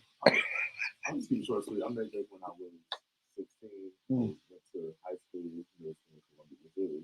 Okay. If you know anything about Missouri, Missouri, I was in a program called Boys Empowerment. In my school, we did a tour at Missouri, and Jake was part of Missouri Black Men's Initiative. Shout out to the Indian Mosque still going strong in Missouri. Yep. So they came to talk to us and stuff, and I think it was that. No, it wasn't even that day. So talked to all of them. They was probably 17 times. They're like, I said, like, nah, I ain't finna step for y'all. Like, I don't like you on the spot type of thing. Yeah. So later on, I met Jake. I did another tour in Missouri at in the bookstore. Exchanged numbers. Like, he's been my mentor ever since. Like, always like speaking words of encouragement. Always like looking up at. I went through a lot of school type of day. Like out for. Yeah. So always looking at like was that big brother that I never had. Right. I'm the oldest in my family. So fast forward to when I'm at Lincoln, like he mentioned Iota before. Like I told this funny joke, like the reason why I'm Iota because I have no choice. But he ain't never like trying to force it on me in real life. Like when I went to Lincoln, he was actually like surprised to know that I wanted to be an Iota. Yeah. Because even the bros in Lincoln, shout out to the Theta chapter, I went for at college day they have for high school seniors. I went to every table, but nobody interacted with me like the Theta chapter. I actually met Chad first. Okay. Like talking to me, like getting some of like here from our page, let us know when you get to Lincoln, we got you. Yeah. So fast forward to me getting to Lincoln. Shout out to Chad. Yep. 2013. So fast forward to me getting to Lincoln. Reach out to Jake after I come back from orientation and stuff. But why did you say for that weekend catch me supposed to be there? I'm like, I ain't really got nothing. I ain't gonna have nothing until next week. So when I got back to Lincoln, they reached out to bros at the Theta chapter and had to put me up there and back up fully to the school supply. Wow. Everything I needed. Wow. That's huge. And from then on, That's I just huge. always been around Timo, Mike, Chris, O'Shea. Shout out to Timo, my ADC. Shout out to O'Shea, my dean. Yeah, what's crazy? I didn't know that story, bro. That's cool as hell. Yeah, and that's one thing I love about the brotherhood in Iota, and there was a story that you was telling Jake that really resonated with me because I've been in this frat 19 years, and I'm not gonna lie, I have not had the easiest Iota story, both good and bad, but there were some times where Iota was everything to me, and then there were some times I was like, man, I'm good, bro, I'm gone, But there was a moment in my Iota history that a lot of people don't know. It is probably the most influential moment in my Iota history, and it had nothing to do with pledging the line. Had nothing to do with nothing to do with me pledging. Had nothing to do with my process or even before, because I went through hell to get in the frat, bro. I ain't gonna lie, you know. But in 2018, January of 2018, I was kind of low key off the scene from the frat, and brothers who know me know I was kind of in the shadows. Like Zeta Zi knew they could call me, but I was really kind of ghost. And I had a heart attack, and I had a heart attack. Uh, I called, I only had one iota that really knew what was going on. That's the brother sitting across from me, Mondo. And Mondo pulled up to the hospital the day of the procedure where they put 3 stents in my heart. And Mondo sat with my girlfriend the whole time. Like, I went into the procedure, Mondo was there. I came out the procedure, Mondo was there. And that right there was, Mondo and I have been through a lot. You talk about 19 years of knowing each other. This was my ADP. And I don't think I ever got an opportunity to tell him what that meant for me. To say, me, and y'all know I'm a Mason too, so I got brothers from multiple organizations. But to have a brother sit there, knowing that, knowing what we've been through recently with the loss of our brother Manny, that a routine procedure can take you out of here. Mm-hmm. And so for Mondo to sit there as I was going through that, and was like, he wasn't leaving the hospital until he knew I was good that day. That meant something. And I tell my wife all the time, like, my love for Iota is different now. My love for Iota has shifted from pledging lines or trying to, rock the newest P to really just making sure those brothers who I have a lot of love and respect for know I love them and respect them. And my dean, my ADP, those are brothers who I have no problem telling them I love you. Our dean lost his wife. My dean lost his wife recently. And I don't think I had ever cried as hard. Sitting there sending him this massive long text, trying to encourage him while tears are flowing because the pain that I'm looking at my wife like, bruh, I couldn't do this. And sending him the words to say, you know what? And I remember I called Mondo right before. It was like, hey, have you talked to him? He's like, man, not really. We kind of at that we don't know what to say stage, And I remember sending him this long text. And in his reply, he was like, y'all, for those of you that know King Aesop, no Yusuf, I was expecting this massive, y'all know Yusuf is never at a loss for words. No. Yusuf sent a very short, my son, thank you, I love you. And that right there, that one sentence meant the world to me. And that right there sent brotherhood to a new level to me. Because at that moment, I was like, man, it's no longer just about these 5 stars. It meant brotherhood who I could really bond and tie with. Because I've gotten to the stage where we ain't fighting at the club no more. No. It's a different level of fight now. It's a different level of love. I have to get to a space where that level of care that brothers have with each other is more important. And I realize with the new generation of kids, they don't need to see brothers who can stroll and fight together. They just think, oh, nigga, that's a game. What they need to see is brothers who can be vulnerable with each other and say, you know what? You're my family. I got you. So I got another question for you because that was pretty damn deep for all the brothers that said that. I thank you, brothers, for being vulnerable with us on this episode, man. Iota turned 60 today. Yeah. And I'm not going to ask everybody, so I'm going to ask 2 brothers. I'm going to ask Cam and I'm going to ask Jake. Okay. What does Iota turning 60 mean to you? Iota turning 60, it's a lot, like knowing what Iota has been through from the beginning, been through trying to maintain and still maintaining, still growing. Even before I was Iota, I was, like I said, always with Iota University. Yeah. And just seeing like even like the hate and stuff that they got back then. Yeah. Like The hate was real, but it never stopped me from wanting. Oh man. Iota. Hold on. He said the hate at Lincoln. Mondo, you remember that night with the probate? Shout out to LU, man. Mondo and I. The next question is gonna be strictly a me and Mondo a reminiscence section because we literally saw some of the craziest shit ever. But LU was a campus. I love that chapter because the shit that chapter has been through. That campus was 100% from the Greeks on campus. Shout out to Alpha Mu chapter SGRO because they were one of the few olive branches, right? But even the administration was trying to sabotage us. Like they knew we were coming. They knew we had already did everything, but doing shit like, no, y'all can't have no probate. Just let your boys start wearing t-shirts on the HBCU campus. No, sir, it's not happening. And you know, just so much craziness, man. I'm not gonna get into that negative part, but it was crazy. So shout out to Zeta Zai. Jake, what does 60 mean for you, bro? Oh man, it's deep, like the brother said. You know, again, when I said earlier before, when I first started, the fight was on the 46. Yeah? So 14 years later, we right here at the 60th, and it means a lot. You know, it means that we have really truly lived the epitome of building a tradition in our wrestling power one.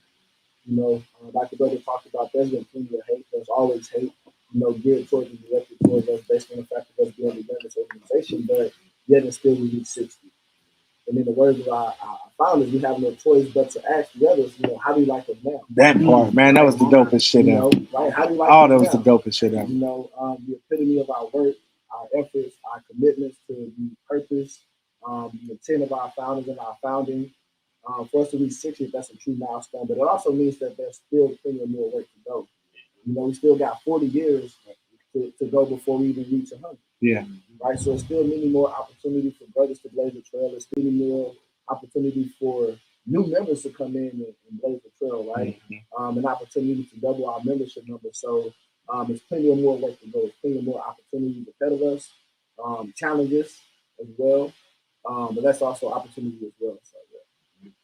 Man, Mondo, I gotta ask you this, man. What's the? I don't know what the hell is Thanos outside. Right? Yeah, Ali. 5 years. The train, man. 5 years. Hey, Mondo, man, what's your craziest Iota story, man? I have a whole lot of stories. But I think the coolest story that probably everybody ever knows. And I'm sorry I'm talking a little slow. I think it's yeah, I was gonna say for me too. Yeah, it's kind of kicking. I had to slow down. I don't think I heard that. But the wildest story is this story goes way back to the Million Man March time. It was actually that same weekend. Back in the day, when Iota was not part of the Panel Council, that you all know now as the D9, there was a rule that stated that if an Iota chapter was at your university, then they could be a part of the Pan Hill. And they did that because they didn't want to rogue organization being ungoverned, going against everybody else. So they put us with everybody else in the rest. That's how they debated to try to, I guess, but what happened was I was the vice president of the Panhellenic Council at the University of Missouri. So it comes up time for the National Panhellenic Council's National Convention. So of course I go as a delegate. Me and there's 4 of us. 1 Theta, 1 Iota, 1 Delta, and 1 Kappa. So I'm in the meeting and they're talking about the agenda. And I noticed that the agenda didn't have on here about expansion. So my question was, all right, what are we going to do about expansion? So they came up with, well, we don't have any rules in place for expansion at the time. So I was like, well, then we need to start a committee that we can talk about the rules, about expansion. So I signed up for this committee. So I'm on the expansion committee for the Panhellenic Council as an Iota. That is not part of the Panhellenic Council. I am representing the University of Missouri. See what I'm saying? Now, what was cool was at the time, which is it's a question that's a little later on here about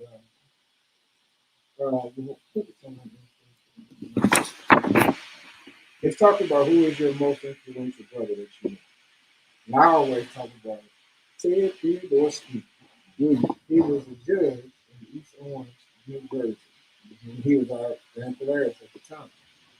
So he was big time lawyer. So I sat in this meeting about expansion. Now they weren't part of the meeting. It was him, our VP, our grand vice polaris, and Rob Clark, which is he was actually paying grand polaris to us. So they was in the meeting with me. So we kind of come up with what we gonna come up with expansion. And I was like this. Hey, I feel like, you know, you gotta have this many chapters, this. And of course it was whatever we had. So it was like that is the baseline for what you get in. So they were so afraid. This is the story that I heard, but I don't know if it's true or not. They were so afraid that if they went against us, that, you know, with our grand polaris being the judge, that we were Superman for coming in. So he's sitting there like this. So I say something, I look at him, he nod. I'm like, yeah, this is what we gonna do. Right. So that day we passed the vote that this is the rule for expansion for a new organization to join the National Family. Wow. And then, so we passed that national thing, that conference. The next conference we voted in. And he kicked it hard in Indianapolis. I kicked it so hard in Indianapolis, I can't even tell you how much. That's something new about my chapter. Yeah. Yeah. But I'm gonna tell you something that was the coolest thing. I was in San Diego at this conference. We, you know what I'm saying, like, we make this big thing happen for the organization that allowed us to become part of the D9. Hopped on the plane to go home and ended up going to DC to the Million Man War. Couldn't miss it, baby. Yeah, I couldn't miss it at all. That's lit. And it was like bruh, and everybody was there, man. It was the most beautiful shit I've ever seen in my life. But that was one of my most. It's not a funny story or a wild story, but it was just the fact that, you know, that was part of history that is probably unwritten. That needs to be in our national history, bro. That needs to be in our national history. That needs to be written. I never forget that. I'm sitting there, the people on the western was like, I had a Delta that was so mad at me. She was like, how the hell if he be in here voting and he ain't part of the family account? I'm like, oh no, man. Right. I'm representing the University of Missouri. As you said, that we can be a part of the Panhandle if we have a chapter at the school. So I'm not here representing Iota. I'm representing Mizzou. Right. Yeah. Exactly. Shout out to Mizzou, man. I know my wife just as happy as the Lord hearing that because, you know, I'm always giving Mizzou grief. DeMarcus, I'm gonna ask you, man, what's your craziest, wildest Iota story, bro? Hey, all right. hey, this piss is definitely starting. Jake, make sure you were in the next Centaur Piss battle because you definitely got us nice in here. He said, I ain't been in long enough to have a crazy story yet. My craziest story is shout out to Big Brother Mario. Shout out to Big Brother Lafayette. It was my first regional, and it wasn't really nothing crazy. It was just really memorable. We were just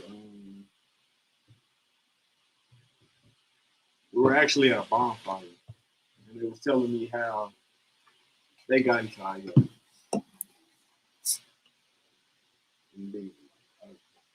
I can explain. We had regionals. It was crazy. It was thundering. I don't know. It was almost like I think these men had superpowers at the end of the day. They was telling me how they were joining Iota, how it was storming, and their dean was asking them about lightning, or I think it was something about lightning. And they was like, "Oh yeah, we do lightning things." So comes up, you hear me? The end of the story, it was just I thought my man was real deal. He brought the lightning out. He brought the lightning out. So then the story, real deal, is just.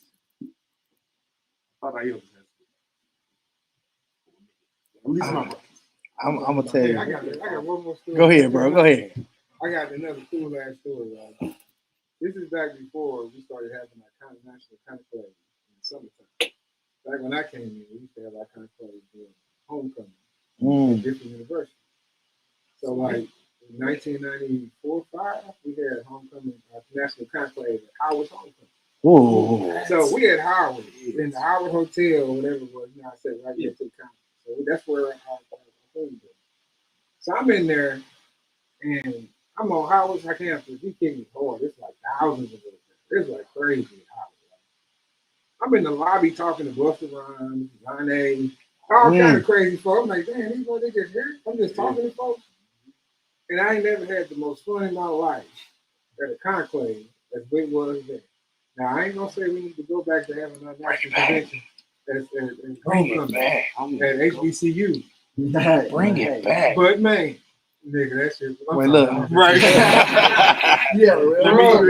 Hey, Sean. That was the craziest ever. Hey, Sean. Hey, Dr. Sean. IGP. I'm just saying. Hang on, what about summer camp? Hey, bring summer conference to the fall. Bring it to the fall. I'm gonna say, man, my craziest Iota story involves again Mondo, because Mondo is an important part of my Iota story. But summer conference 06, Mondo, we had chartered SEMO and Lincoln. They were colonies, Zeta Xi and Zeta Upsilon chapter. And that summer they had to go to summer conference to get their chapter letters. So the charter member, two bros from SEMO, two bros from Lincoln, Mondo and myself piled up in a van that Mondo rented, and we drove to Baltimore from St. Louis. All I know is at one point in time, I woke up and Christmas music was playing. Now this is July. Oh man, that's crazy. I woke up. I was in the third row, and Christmas music was playing. Bro was listening to a full out Christmas CD that I had made. He had my CD book. Bro had a full out. He was like, "Yeah, I gotta stay woke." So I'm singing.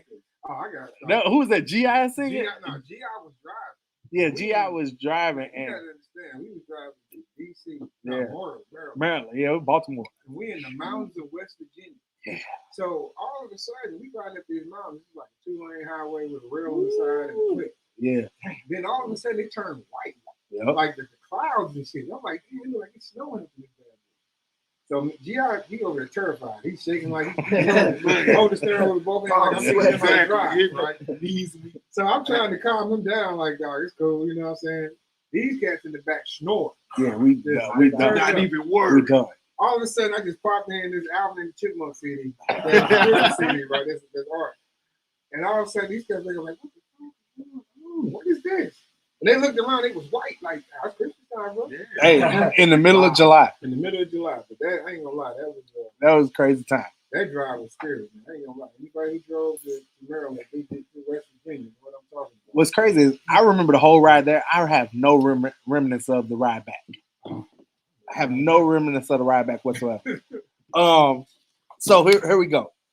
Next question. We only got a couple more and then we're gonna close it out.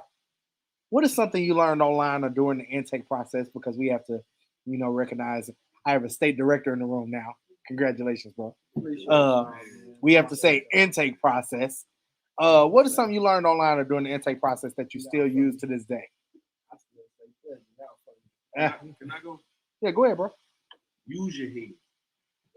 And there's so many situations that you can get yourself out of, or be more thorough in how you wanted to proceed it to the masses if you just please. Jake.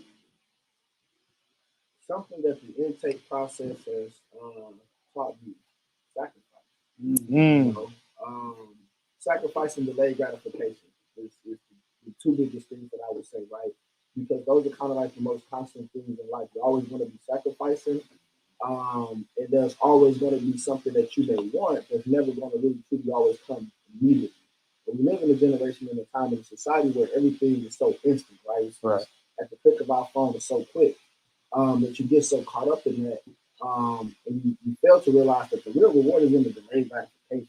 You know, we all went through the process. We knew what we were working towards, but at the end of the day, we knew that we showed up each and every day that there was going to be some challenges, but yet we still kept going because we knew what we were working towards. We knew what the reward was going to be, right? And we gained an appreciation for that delayed gratification.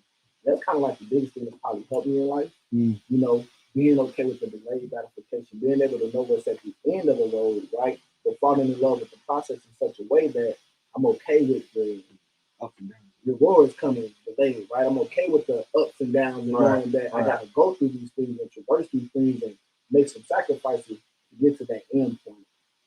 So yeah, man, that falling in love with that delayed gratification, that's what this getting me too. Falling in love with that delayed gratification, and then just also, like I said, man, you know, being okay with knowing that you're gonna make some sacrifices. Constantly, right? Cam. One thing is really I learned it before. I became a little bit of an honor. Just going through the intake process, it was like a aha. Good brothers, man, resource. Yeah. Wait, look, we know who made you. Yeah. That's a real Yeah. Yeah. Man.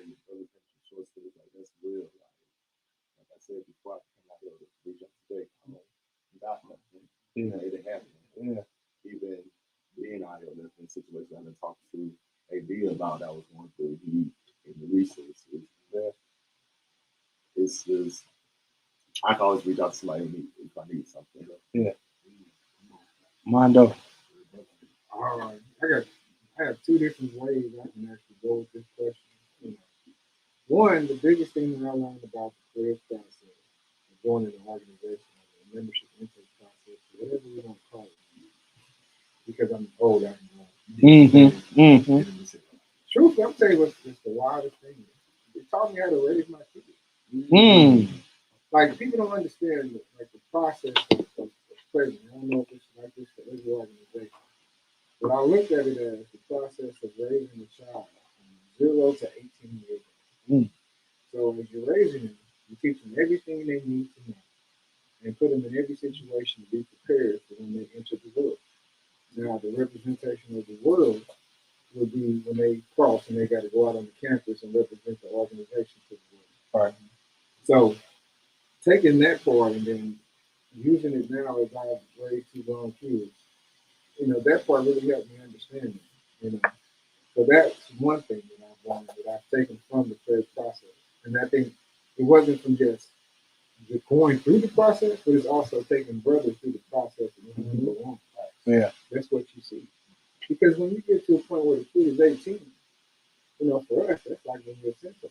Yeah. At that point, you out in the pages, ready to get out in the world. I can't really hold you back because it ain't shit you don't know. Yeah. You know what I'm saying? And that's like an 18-year-old son or a daughter who's ready to go out there and prove to you that they're ready and ready to take on the challenges that's going on. So I've learned that from the process. Now, what I've also learned from going through these different phases of the organization, and I'm not just talking about Iota, I'm talking about it. You know, we have situations now that people are so afraid and they use the word pledging. Anything like that is like pledging automatically means hazing. And it does not. It's totally different. Pledging is the process of joining your organization with whatever the culture is of your organization that it's taught. So then that way you'll know. It's like being in your family. Your family got certain rules, certain things they do, the culture of the family. Your parents raised you up to go out there and represent the family. Yeah. How the hell are you going to go out there and represent it? You ain't never been taught. So to me, I look at joining the organization of pledging as when we went through the process, and I'm talking about we, but I'm saying as a whole. This is my perspective on it. I'm not speaking of this for anything that's 100% for anybody else. I saw organizations, and I went through times where fellas got killed at different schools. Such happened with bad hazing situations, this, and that.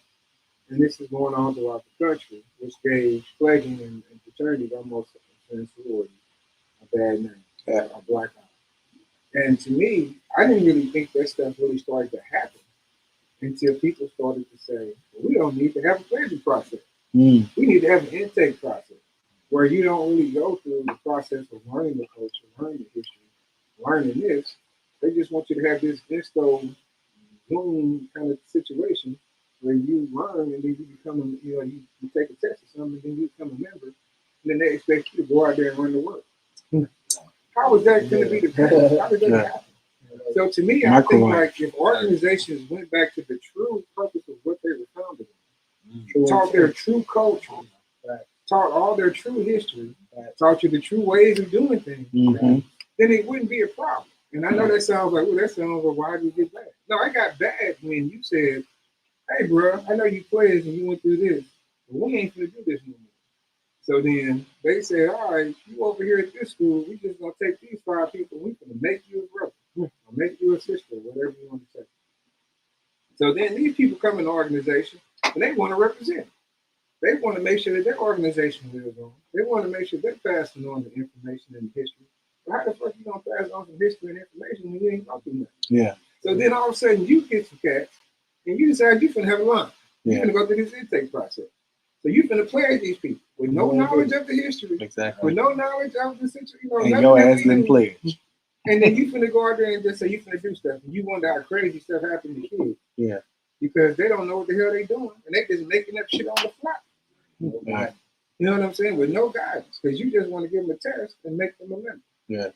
That is what, to me, causes the situations that have caused pledging or joining organizations that have the black eye. I think if we went back and just taught the things that we were founded on and used the traditions and the rituals and everything that you were supposed to know, which gives you value in your organization. Because that's the reason why the kids do it. They don't want to be looked at like, I'm paper, I can do nothing. They want to look like, no, you real. No, you ain't real because you don't know that. And what's wild is people think that just because you did it in 1970, you did it in 1980, and you did it in 1990 and 2000, whatever it is, what I've learned is that the pledge process, no matter how yours was, it's still different or it's not normal for anybody that's going through it. Nope, it's always a culture. Like, for instance, if when I was online, I had to, jog around the arch 18 times. You know what I'm saying? And I'm like, man, it's rough. They killing me. I'm just making up shit. Right? I'm just saying, jog, and all of a sudden you joined in 2023 and I had you jog around the arch 5 times. You ain't going to be like, damn, that ain't shit. Because they don't know what the hell I went through. Right. They're going to be just like, damn, that shit hard. I'm tired of this. So whatever your process is, it's still your process that you got. Right. So if you just teach them what they need to know, the culture, the rituals, the traditions, everything else, that makes your organization special, then I don't think we would have a lot of problems that we have with pledges. Organization members. So I have 2 different views on my process. I would have to say mine is one of the 12 rules of leadership. And those are everybody on the show, everybody that watches the show know I'm an educator. If you think education is expensive, try ignorance. Try ignorance. And that has stuck with me for the last 20 years. And it's important because it's something I can use daily. It is written in my classroom as I plan my classroom out every year and I put all the posters and all that stuff up. I write that on the board. And they be like, I got a bunch of quotes on the wall and I have who wrote it. But I have that quote and it has Iota Theta. And they be like, what's that? And then I have to explain. If you don't pay attention to school, if you don't pay attention to your education, think about how much jail costs. And then when I have to have that conversation of how much we spend on jail per person versus how much we spend on a kid in education. If you think education is expensive, try ignorance. How has Iota impacted your life? And I mean, outside of the fraternity, outside of being with bros, how has Iota impacted your individual life? And we're gonna keep it short because we're gonna get ready to wrap up soon. So Mondo, deference. How's Iota impacted your life? To me, Iota Phi Theta gave me the opportunity to find out what my true natural gifts were, Mm. what my true love and passion.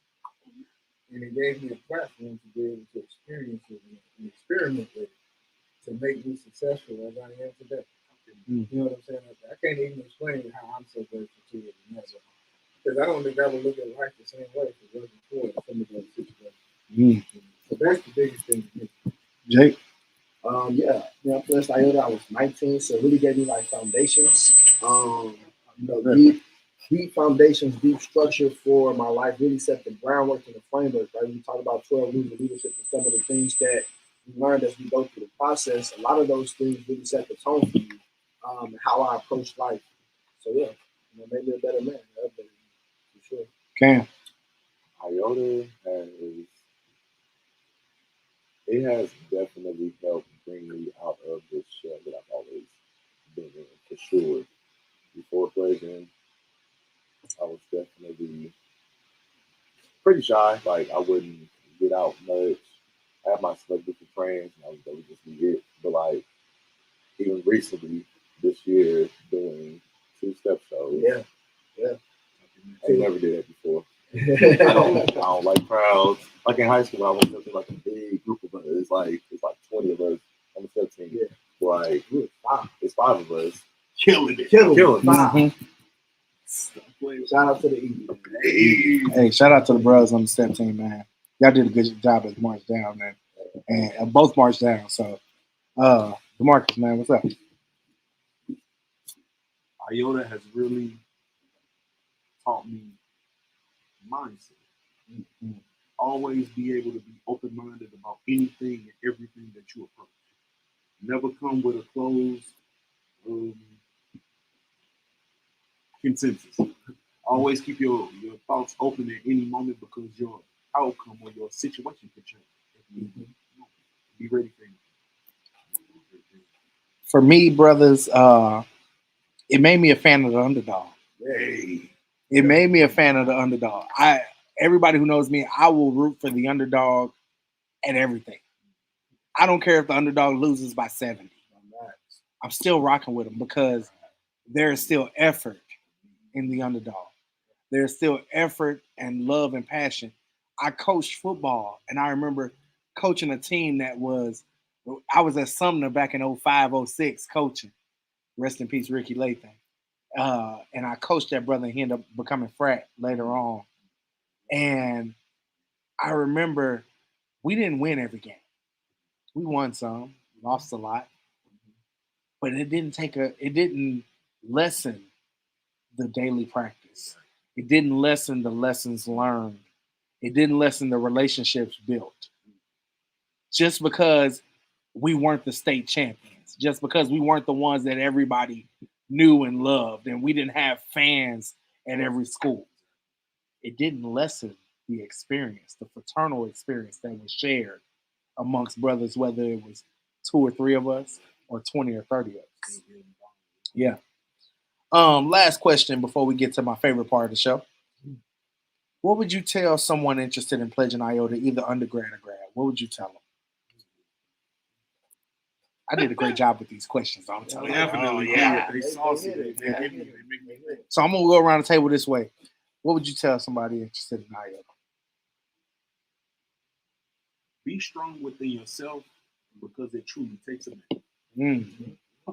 It is nothing that you won't see, won't hear, won't come across that will shock you. So truly just be loving of Iota. Teach him if you can. If you can't, ignore the hate. But I was taught you ain't doing something right if you ain't got a hate. Yeah. Love it. Yeah. Embrace it. Okay. But I would tell somebody, it really is a challenging life endeavor. You have to be prepared to stand alone. Makes your body strong and your mind clever. Yeah. You have to be prepared to stand alone. Be prepared to get knocked out. People trying to knock you down quite a few times. also be prepared to still be standing there. Yeah. Jake? Understand it's a lifetime commitment, right? Like these brothers said, you got moments and instances where you may have to stand alone. You got moments and instances where you have people that are going to be set against you, but you also got those moments and instances where you can really come and connect with brothers, right? And have an opportunity to have camaraderie and fellowship. We got brothers that cross from different eras, different times, different chapters, regions. But as you guys can see throughout the show, we've had the opportunity to connect on different things, the 12 rules of leadership. Yeah. Friends in Iota, right? We all know those things. We all understand those things, right? Then you got those opportunities where people meet and they treat you like a celebrity. I've never seen an Iota before. Can I take a picture? Follow me on Instagram, social media. Yeah. So, there's some tough times to it, right? And there's some great times to it because it is a lifetime commitment. It's going to last forever. It's going to be good, it's going to be bad, but at the end of the day, it's a lifetime commitment. It lasts forever. So when you come into the organization, understand that, and be committed to that because again, it's 60. You got 40 more years to go, and you need brothers that are going to be locked in for that lifetime commitment. Yeah. Mondo. I would say just make sure that the factors of why you wish to join an organization period are the real factors that speak to your spirit. Mm-hmm. Like, you gotta just go with what you feel and what you know. Not what everybody else doing, not what everybody else thinks is cool, not any of that stuff. It's about what's in you. And to me, I think that should be what drives you more than one. I don't need you to come over here and run a t-shirt. I don't need you to stroll with me. I can do it by myself. I don't need none of that.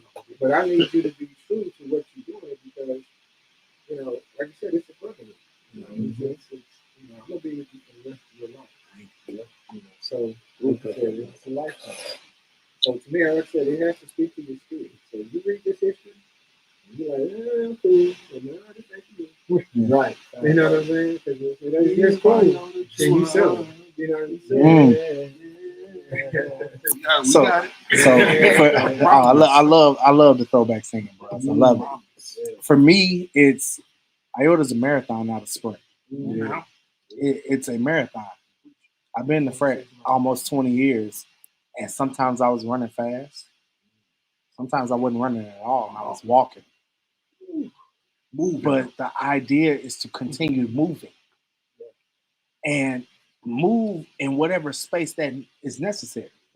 Sometimes you make more of an impact wearing a hat, a keychain, or a t-shirt. Just as much as that brother who is literally making every event, every service project. Every role is necessary. So understand it's a marathon, not a sprint, and run your race. Don't allow brothers to push you based on where they are, because when it's your time to speed up, you're going to speed up. But if you don't slow down when it's necessary and take your break and take your space, you're going to run off the road and you're not going to be here to continue the race. So I just like we say that in everything, Iota, for those brothers, if I was telling a pledgee, I would say, hey, this is a marathon. It's a lifetime commitment. We want you to be here when you're 60 and 70. So be here at 60 and 70, and you don't need to have a resume of the founders. You're never going to get that. But don't be the brother that you crossed 20 years ago and nobody knows who you are. Man. So, brothers, I appreciate y'all for coming out. I know a lot of us full of that drink.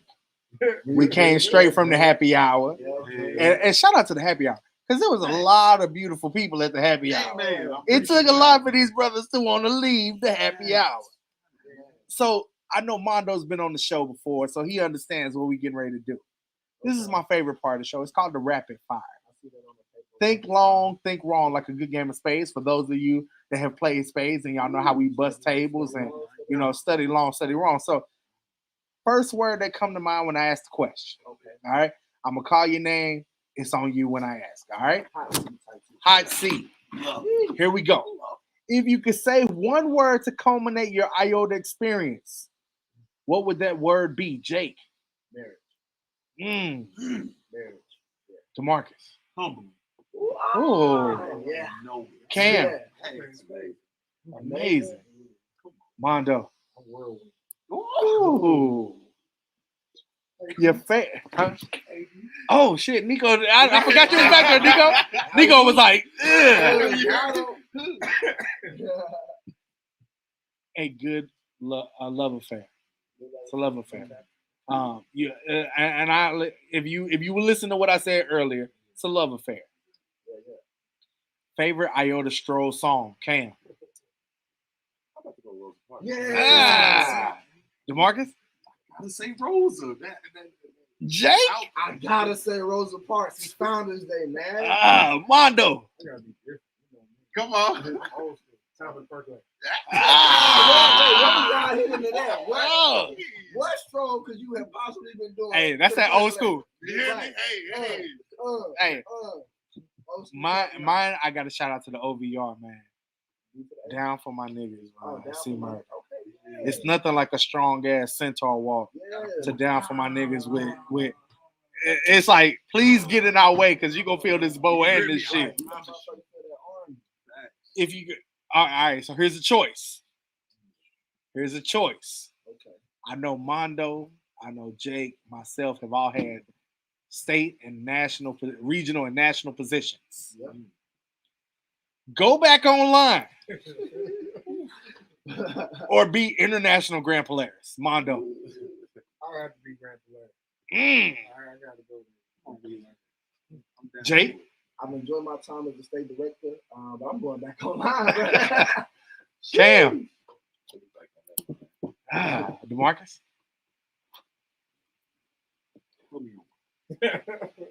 I respect every Grand Polaris we've had since I've been in the frat. Shout out to Dr. Shai housing our Grand Polaris right now. But bro, you take way too much from the organization, from all of the brothers, and every brother in this room is probably in that group that I know. So put my ass back on the wall, man. I can stand to lose another 20 pounds. You know, put me back on the wall. What were we all taught? That part, but put me back on the wall. No, not that one. Oh, okay, I'm wrong. You know, they talk about pledge for a lifetime. But it takes a lifetime to be a brother. For a few weeks, but it's a lifetime to be a brother. So the lifetime part is the last part. We pledged for a few weeks. The hard work is putting in work on this side. That's why he's jumping straight to come with the win. But I'm just saying, like the amount of smoke that the Grand Polaris goes through, man. It's heavy, but It's heavy. That's a heavy burden. That's a cross. I don't know if I can carry. I'm a 2019 cross. Give me a pledge. I don't want to. You know what? I probably change my answer and take Grand Polaris because I know I have a lot of brothers that support me and lead me in that road. Really I've had aspirations to, possibly become that, but like I said, it's tough. Getting in that role and being this young. Yeah. All right, next question. This my favorite one. Take some intern Thing course. is, if I probably went in the organization for 30 years, my answer might be different. But being at this point in life, it's like I can understand. And I am able to turn out the noise and this and still do what's best for the organization, lead us to the next generation, to the future. Yeah, that's the only reason I say that. Future right, here we go. Mondo just made his. Mondo just said, I just put it in the atmosphere. All right, here we go. What's? I don't know if my line brother listens, but brother King. I would support you, Keenan. Keenan Salter Esquire. I put it out there. I'd support you. I'm gonna say, just like Mondo did with my heart attack.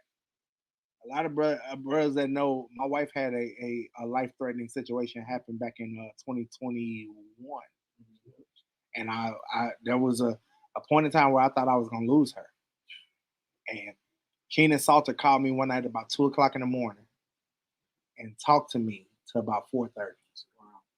And I know that brother had to get up the next day, and he's an attorney, y'all. So I know he had to get up the next day and probably have to deal with multiple clients, etc. But that brother stayed on the phone with me, and that brother talked to me. He kept my mind off of what I was really dealing with. But he every blue moon in that conversation, he'd come back and be like, "Are you okay?" Like he was like, "I'm getting your mind off of it, but let's get back. Are you all right? Because you got to be strong when you go back to that hospital." And so, Keenan, I would support you 1,000%. All right. What's one thing you found out about Iota that shocked you or made you proud? Cam. Shocked me and made me proud. Okay, so when I was going through my intake process, learning that we are the only do-not organization without any debts from hazing, any hazing lawsuits, Yeah, any of that. that's big. Respect. Yeah. DeMarcus. That's That's why it's the hot fire right there. That rapid fire. Don't even know the gun coming your way. What's the question again? My mind went blank. What's one thing you found out about Iota that shocked you or made you proud?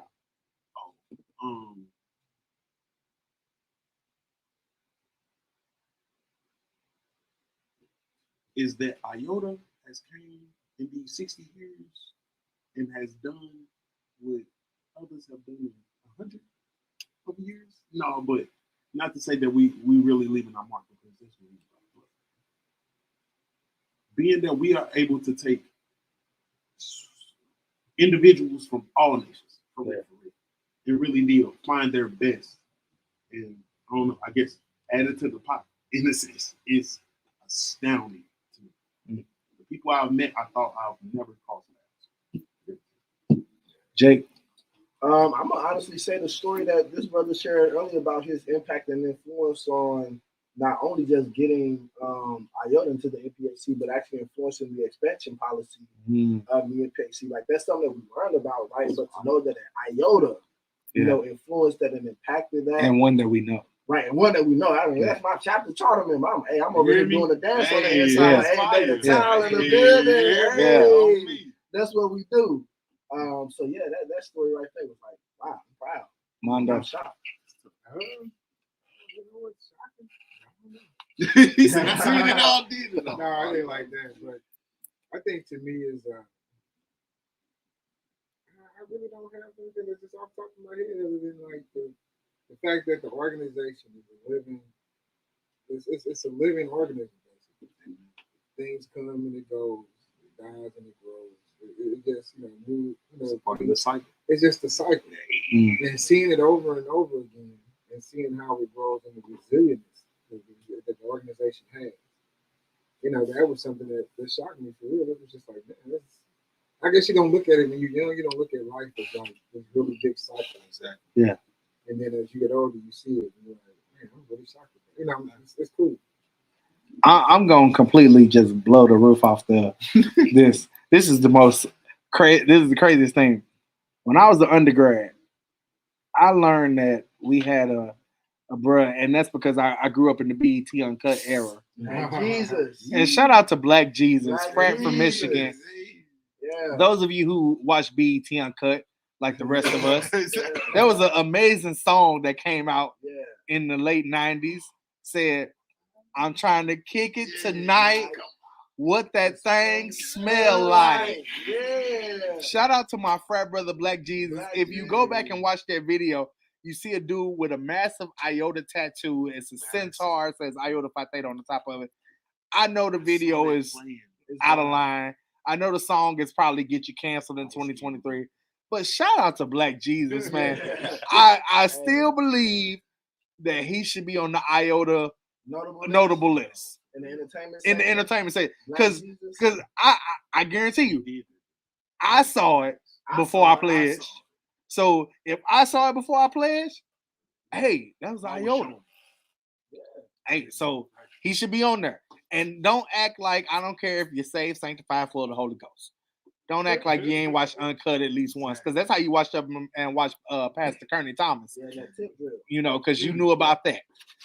Last question, man, the rapid fire. Cam, who's the most influential Iota you know besides the founder? Look, he's He's like me. Oh, nothing. Right. Did y'all see? I don't know if y'all saw that. He was like me. I didn't hear him say that, man. DeMarcus. Gotta be my dean, Alpha Justice. He really instilled in me that I can get it done. His name is Alpha Justice because he went for it 4 times. So nothing is impossible. Get it done. Jake. Mondo. Mm. Mondo. You know, Look at like I said, he started a whole state. You Yeah. know? Then again, to just learn what he's done. And of course, he influenced me. So, yeah. And I'm gonna have to second it. I was gonna say Mondo myself. Yeah, Mondo is that he's one of those Iotas that should get way more praise nationally. And I think that brothers don't realize because we at point in times, let's be real, we did horrible jobs in documenting certain aspects of the history. Shout out to the brother that just wrote that book. That book is a great read. I've been reading it. Al Michaels, yeah. But I would say Mondo just because he is the embodiment of every aspect of Iota. Yeah. From the IBM stage to the Centaur to the Iota man, he shows us at different stages. I've seen Mondo lose his temper. But I've seen Mondo lose his temper. So I've seen the wild rapacious beast, right? Man. But I've also seen Buddha at work. Man, I've seen Buddha can probably pull a room, and it didn't matter. I've seen Mondo talk to other Greeks. I've seen Mondo talk to women. That's first of all, I'm gonna tell you right now. If you ever want to see a true master on a microphone or a master wordsmith, let Mondo talk to females in front of you. You're gonna be sitting there like, damn, man, I didn't even think about that. exactly. I am a shy guy. Look, I am a shy guy. Shout out to the BPP. He know what I am. Hey, shout out to the BPP. Hey Mondo, the most influential for Iota, you know. I got a couple of bros. First is my boy Theta. Yeah. Past Grand Polaris. My boy Bruce Thomas. Hey, Bruce. Never trust a big button to smile. Bruce is my boy. He took me. He was one of the ones that brought me. You know, better than and Bucking naked, better new. Better last. so them two right there are some of the most influential. But for real, I met so many bros who taught me so many different things. From past Grand Polaris, Vice Polaris, to just bros on the everyday bros from chapter Polaris, like my boy what's my man's name? Wizard, Captain Anchor Wizard. Captain Anchor Wizard at Illinois State. He was a very influential person too. He taught me how to run a chapter. How to make a chapter great. Even to my own frat brothers, they taught me. I mean, like my own chapter brothers and everybody like that. You go through phases in life where you have to figure things out about yourself that you don't want to hear or you don't want to know. And believe me, ain't nobody gonna tell you the truth like your frat brother. Man, Brother. it's a blessing though. They say some tough stuff. You might not want to hear it, but they telling you the truth because they love you. Yeah. You know what I'm saying? And you can't get mad at them. You might be pissed for a minute, but you ain't mad at them because they telling you Exactly. and they telling you Gotta for look a reason. Yeah. So, like I said, there's so many brothers out there. I mean, even you all, y'all motivate me. Even at this age. I love watching y'all. Not that I'm no old cat and I just sit Nah, not like that. Yeah, y'all new strolls I can't get with. I can't do it. I don't know. I'm coming back, man. Hey, nah, bro, I'm tired. I've been watching. I've been watching the TikToks. Yeah, me too. I'm just messing with you. Me too. I watched the TikTok and I was like, oh shit, I actually know this troll from TikTok. I was like, hey man, first of all, I want to thank you brothers for pulling up and being on the episode of Ethnic and More. This was first before I even do that, shout out to NicoThaGreat, man. Hey, I love Nico. Solid. NicoThaGreat, as y'all know, this is his baby, and he has blessed me to be a part of this experience with him, and he allowed me to have the show tonight to put my fraternity on Front Street, and so I thank that brother 100%. I thank you brothers for pulling up because I know how hard it was to leave that happy hour because I was definitely on the struggle bus. You know what? You should have brought the podcast to the happy. Man, you know, I low key was trying. I low key. For all of our brothers who tuned in tonight, Dennis, Brian, all of you brothers, I appreciate you. We thank you for tuning in tonight. Ethnic and More, episode 10, Iota Founders Day. Make sure you join us next week. Our guests next week are Michael Fox and Dominic Cheese Nixon. They're going to come through, bless us. Y'all know Nico the Great, the Past Master. We're going to be right back in this thing because y'all know rain, sleet, or snow. We in this. So just so y'all know, man, chop it up with us next week. Nico got some shit coming up. I ain't even going to say what he got. I'm going to just tell y'all right now. Nico the Great about to take off, y'all. He about to, wait, look. He flying the plane. I'm on coach like a motherfucker. I'm telling you. So shout out to the good bros. Shout out to everybody who tuned in tonight. That's it. Ethnic and More, episode 10. Thank y'all for tuning in. And we out this thing. Yo, boy, poppin'. That's on the neighborhood, cuz. Say word. What up? Yo, what's poppin' with y'all ashy asses? Nico in the building making aunties back to life. Okay, I'm just fooling, let me cool it. See y'all listening? Join us as we get these big ups to black ass. Okay, tools you can use to uplift your kinfolk them. Feed them something different than that circus act on CNN. Just enough humor so it never be your bored. So welcome, Mr. Martin. This is Ethnic and More. Love so